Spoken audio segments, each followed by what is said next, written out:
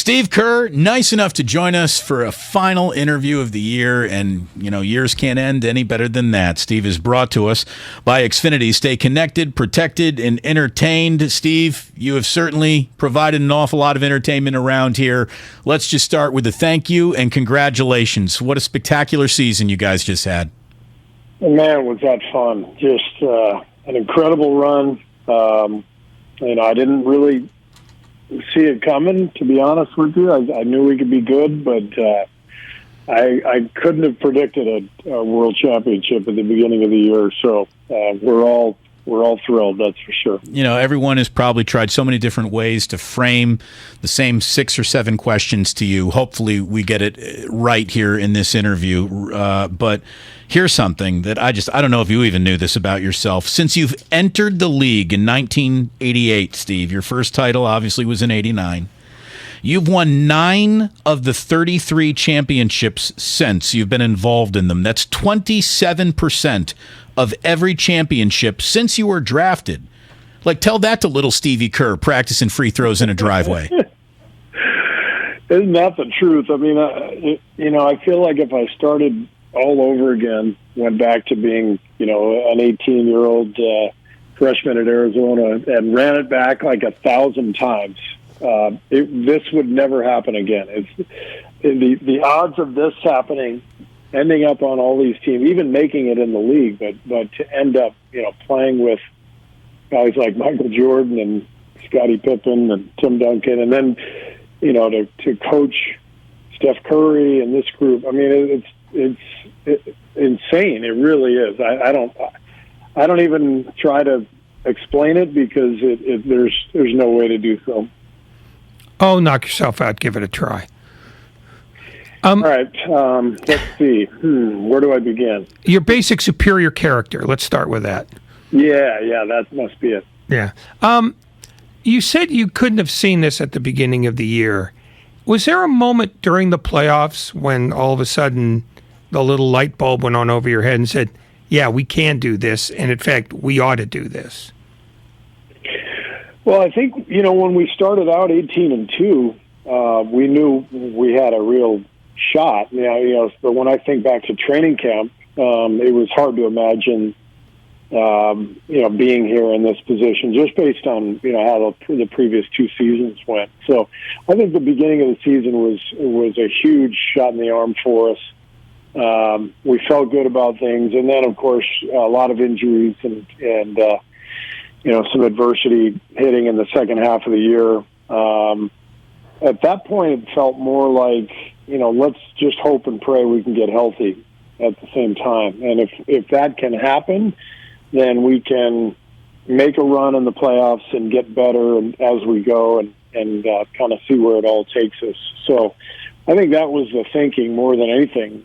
As we struggled to get to the finish line of the regular season, we were just hoping to get healthy and have a shot, and that's exactly what happened. With championships being great, truth elixirs, after the trade deadline comes and goes and you don't make a deal for a big, which, the entire basketball world said you needed to make, and then you follow it up with, I think, a losing month of March. I guess it wouldn't be buyer's remorse because you'd have to buy it to have remorse about it. So trader's remorse, did you second guess the way you guys were playing your hand as you were playing it at any point in time? No, not at all, because, the whole time that this was happening, we thought we were going to get James Wiseman back at some point. And so we had Loon and Draymond holding down the fort at center and Belly and, so we felt like we were in pretty good shape, but just thinking, all right, if we need an extra big at the end of the year, that'll be Wiseman. And then, of course, his timeline kept getting pushed back further and further and further. And, the poor guy ends up missing the entire season. We were definitely vulnerable in the playoffs to an injury, to either Draymond or Loon, for sure. But the reality is most teams are really vulnerable to an injury in the playoffs. If you don't have your best guys, you're probably not going to win. So I'm not sure it would have made a difference if we had, traded for an extra big whoever that would have been may not have been good enough to make a difference anyway. Is there something about this season, of all the things that you and the organization have been lauded for this year, is there one thing that in your mind has been overlooked? No. I think what is really crucial in our success is our continuity, and I think maybe that is something that is overlooked in general. In sports these days, and in the NBA in particular. I think the continuity that we have, not only with our players, but with our ownership, our management, the coaching staff, we're really aligned, and we have been even through the tough times the last couple of years. But the corporate knowledge we have, with Steph and Draymond and Clay and Andre, that really matters. And so that when we do bring new players in, the period of time to sort of figure out what we're doing goes much quicker. So you get guys like Bielitsa and Porter who come in and make immediate impacts because the system is right there in front of them, and it's continuity matters, and I think we have as much of it as probably anybody in the league. And you'll retain that. We're talking with Warriors head coach Steve Kerr. So much of the team we know will be back, whatever expense needs to be spent. I think we got a lot of faith in Joe Lacob to do that. But I'm talking about Kenny Atkinson, because it looked like you were going to be losing both of your assistants, and Kenny Atkinson made his mind up to come back to the Warriors after saying yes to the Charlotte Hornets. When he reached that decision, did you talk to him? Did you convince him to return? Did you just say the door's back open? Should you reconsider? Can you tell us how Kenny Atkinson almost left and then decided to return to your bench as your top assistant going forward? Well, during the finals, we really didn't talk much about it because we were focused on the task at hand, and Kenny didn't really want to bring anything up with the staff, and because we were busy and we had a huge job in front of us. So I think when you look at it, it's a difficult time to take a new job, to go through an interview process.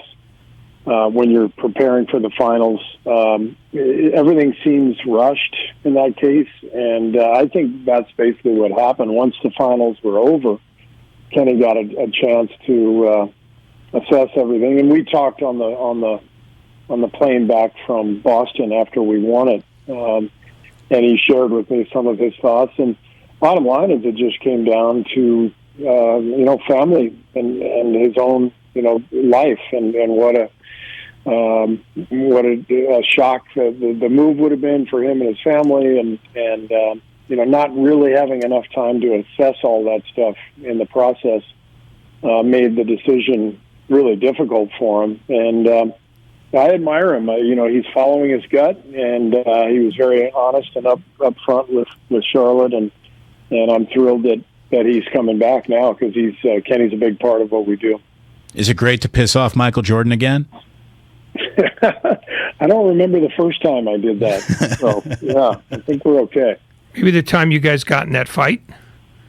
Oh, you're bringing that back to the surface. Okay. Well, I'm not bringing it back up. You just said that you don't remember ever pissing him off, and it seemed like that jumped out at me. Apparently. Yeah. When was the first time, if you've had this conversation at all with Bob Myers about the coming off season, or do you literally put that off until the off season officially starts? About this coming off season? Yeah. Oh, yeah, we're not talking about that yet. Bob's got the draft in 48 hours. There's total fatigue from the season for both of us, just going through the emotion of it, but all the work that goes into, for Bob, just managing the people in the franchise, for me, coaching our players and preparing for each series. It's all encompassing for both of us. And, for Bob, the hard part is everything starts right back up again as soon as the last game is played. For me, I can relax. I don't really have anything to do with the draft, and I've spent a good few days now relaxing and enjoying myself. But Bob and I will talk probably after the draft, a few days after the draft, and free agency will be about to start, and we'll get to connect about this coming off season.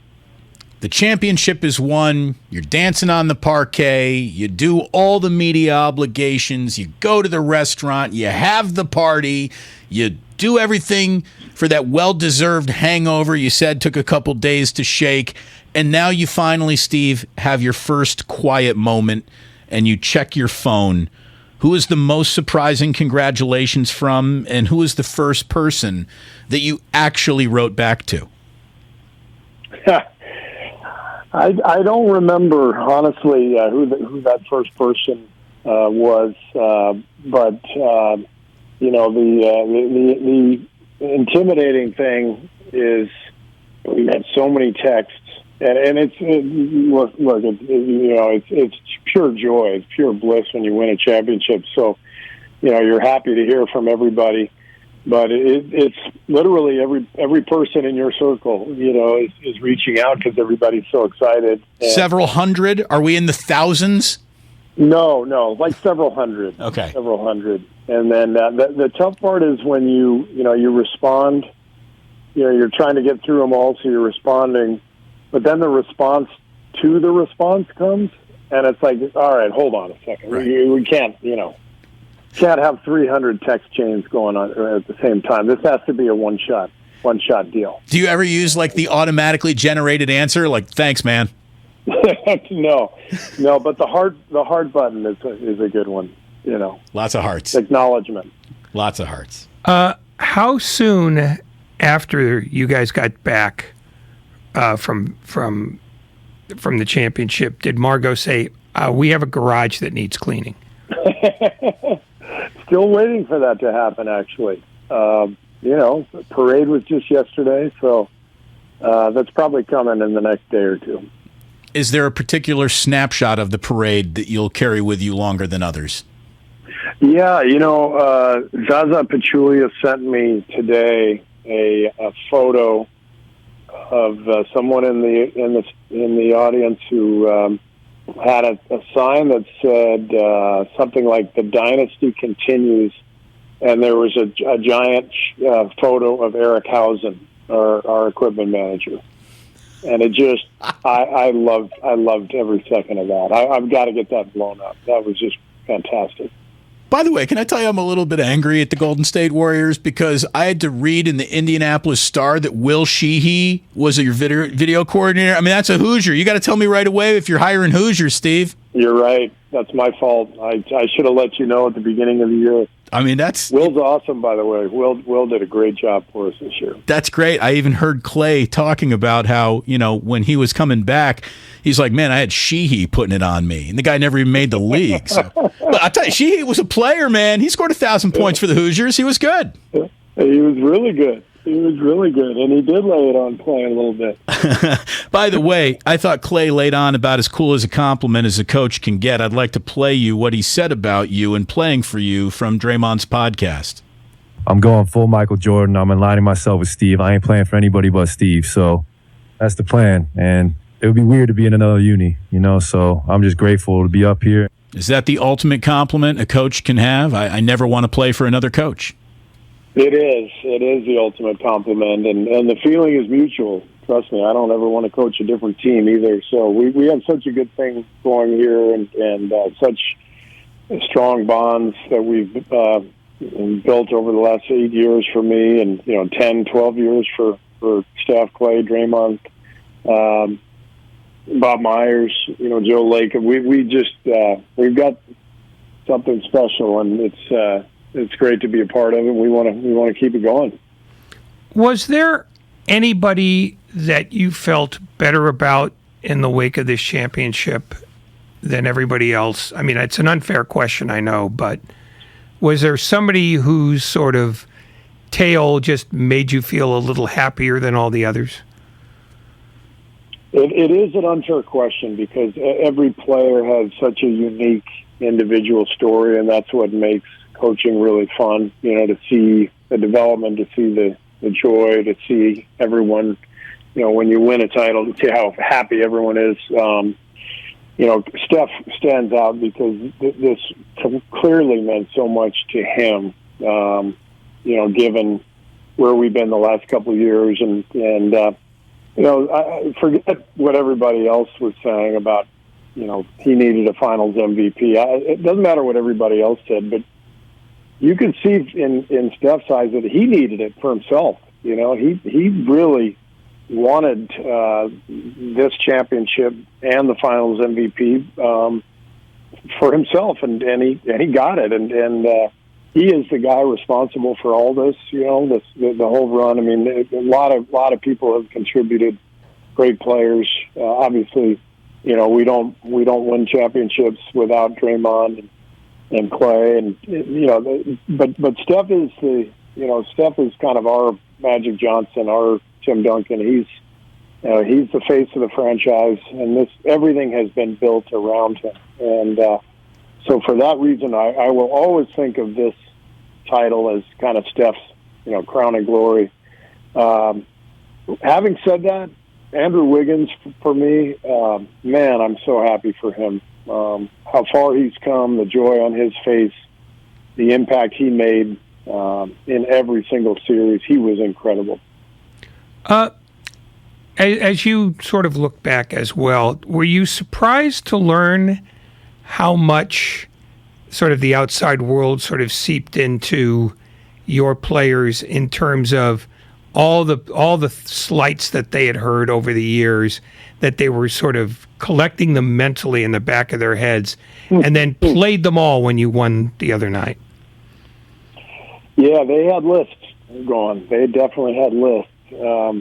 I just think it is the modern life that we live with social media, where everything is recorded. Thoughts are read via tweet, 3,000 miles away. In the old days, it was different. You just didn't hear everybody's judgment of you, and you could really avoid it easily if you wanted to. But today, there's no hiding any judgment. These guys are getting judged every second of every day, whether it's on TV or just on social media. And unfairly. Unfairly judged. Well, yeah. I mean, fairly, unfairly, doesn't matter. It's judgment is judgment, and it's not easy to deal with. And I just think it's a different world, and I love the fact that these guys are coming out saying, "Yep, I think Steph called himself the petty king or something." Draymond's letting everybody have it. I mean, this is modern life. So it's their turn because they've taken a lot of heat. I think one of the most profound things you've ever said in the course of the years of us talking together, Steve, was that when you were a player and you wanted to get away from the media, all you had to do was put down the Chicago Sun-Times at the end of breakfast. And, and so much of a different ecosphere that your players live in. Having said all that, can you feel this rivalry brewing with Memphis? I mean, to me, I want Warriors-Grizzlies on Christmas Day. Forget about Warriors-Celtics. I'm ready to go right to Warriors-Grizzlies, baby.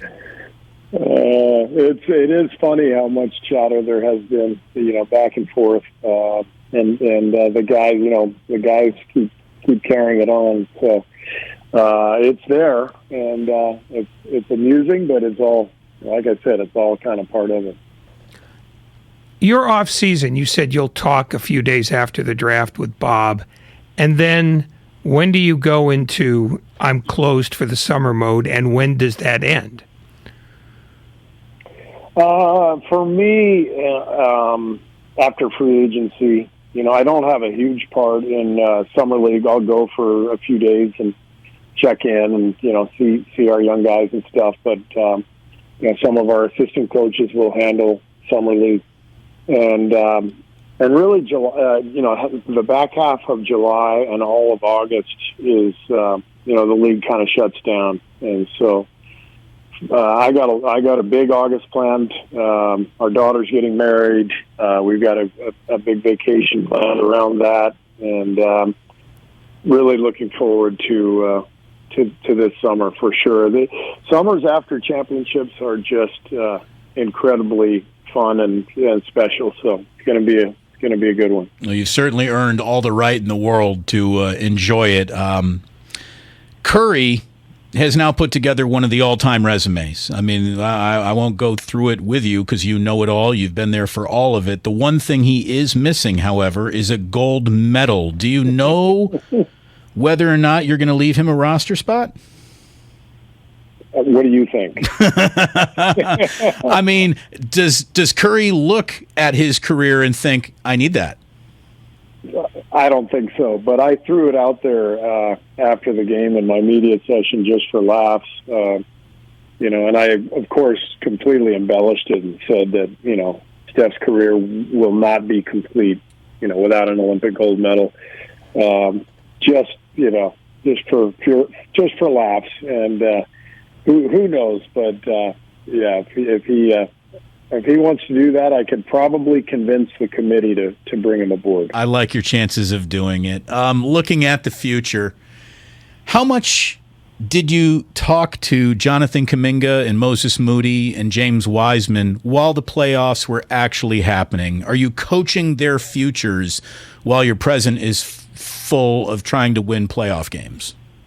Yeah, we talked, with Moses and JK, both guys played periodically in those playoffs, not much in the finals, but, both guys got significant run in earlier series, so I was in constant communication with them. But also just kind of, reminding them and James to soak it all in, because this is what it's about. And your first trip to the playoffs is filled with lessons, about preparation and, your mental approach and how you're handling all the stress that comes with it. And so I definitely had some conversations with those guys about that. And what did you think of Jordan Poole's first trip to the playoffs? Fantastic. What I love most about Jordan is his confidence. And I think he showed that, during the playoffs, where he had these monster games, and then, maybe a team gave him extra attention. Maybe he had a tough game or two, and the announcers are talking about can he get going again? There's a lot of chatter, and then he comes right out just fearlessly, just firing away and giving us big buckets. So I love Jordan, his confidence, his aggressiveness. He stays with it no matter what the chatter is out there, and that's what it takes. He's built for this, and he showed that throughout the playoffs, but especially against Boston. Best defensive team in the league, throwing guys at him, trying to take him out, and boy, he hit some big shots in the series for us. Did the Celtics or did anybody in the playoffs show you a way to play against you that you think teams will try to employ more often this coming season? Or was there really anything new under the sun that you hadn't seen before? No, there was nothing new. I mean, Steph has seen it all, and he saw it all in these playoffs. Memphis blitzed him. Denver blitzed him. Boston played more of a drop, and then they resorted to some switching, late in the series. Dallas did some different things. So everybody has tried everything with Steph, and, there's no easy solution, obviously, with him. But we've seen a lot of different defenses, and most defenses are based on personnel anyway. So each team's got to do whatever suits their personnel in order to try to guard us. But it's a great test, and Boston is one of the best defensive teams we've ever seen.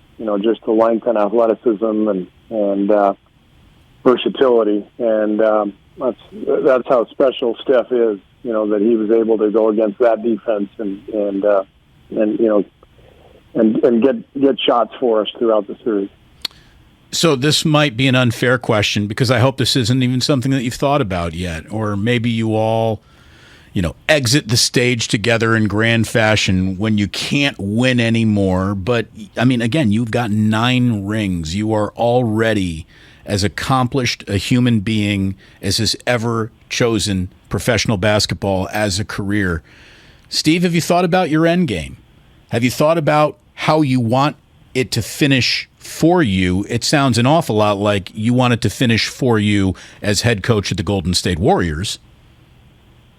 Yeah, that would be nice. I don't want to go anywhere else, and I've got a couple of years left on my contract, and I'm thrilled about next season. I think we're going to be even better next year, just coming off the championship and what that will mean to our team's collective confidence. So I'm excited about next year, and I'm not really thinking much beyond that. But I love what I do, and I love living in the Bay Area. I love coaching these guys, so I'm right where I want to be. Well, so you're ruling yourself out of the Charlotte job then?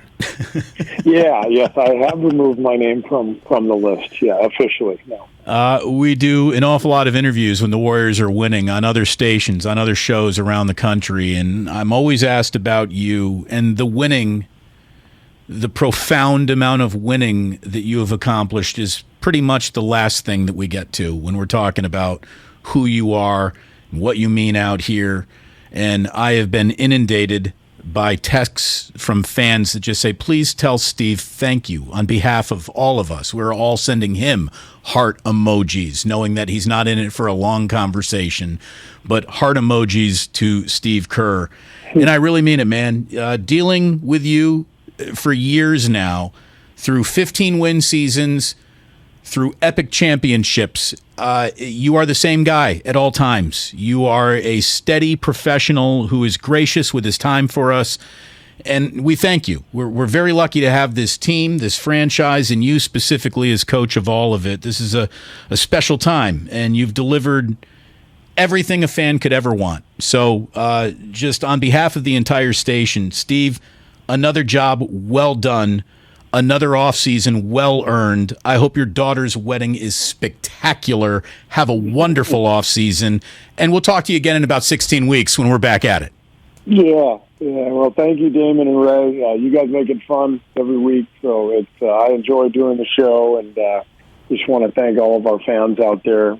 We are really blessed just to have an incredible fan base here in the Bay, and obviously we got something special going, and hopefully it'll continue. But man, how great is it to be part of the Warriors and part of the Bay Area? So I'm a lucky man.